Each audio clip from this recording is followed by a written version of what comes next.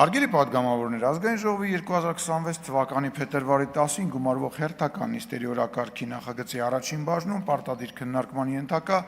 7 հարց կա։ Դրանք հերթական նիստերի օրակարգում ընդգրկվում են առանց քվեարկության։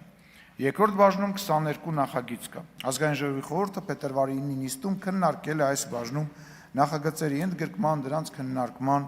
հաջորդականության հետ կապված առաջարկները եւ քվեարկությամբ հաստատել է դրանք։ Հարգելի պատգամավորներ, գլխադասային հանձնաժողովներ առաջարկել են կառավարության ներկայացրած խաղային եւ խաղային գործունեության կարգավորման մասին օրենքում լրացումներ կատարելու մասին եւ կից ներկայացված օրենքների նախագծերի փաթեթը, ինչպես նաեւ հաշմանդամություն ունեցող անձանց իրավունքների մասին օրենքում լրացումներ եւ փոփոխություններ կատարելու մասին եւ անձի ֆունկցիոնալության գնահատման մասին օրենքում լրացումներ եւ փոփոխություններ կատարելու մասին օրենքների նախագծերի փաթեթը քննարկել հատուկ ընթացակարգով, այն է նախագծի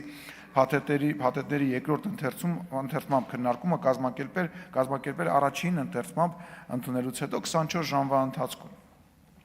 Հարգելի պատգամավորներ, Հայաստան խմբակցությունը ԱԺ կանոնակարգ սահմանադրական օրենքի 64-րդ հոդվածի համաձայն հեռուստատեսության եւ ռադիոյի հանձնաժողովի անդամ Հակոբ Հակոբյանի լիազորությունների դադարեցման մասին հարցի քննարկման հատուկ ընթացակարգի մասին որոշման նախագիծ է ներկայացրել, ըստ որի որոշման նախագիծը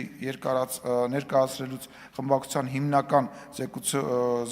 զեկուցողից հետո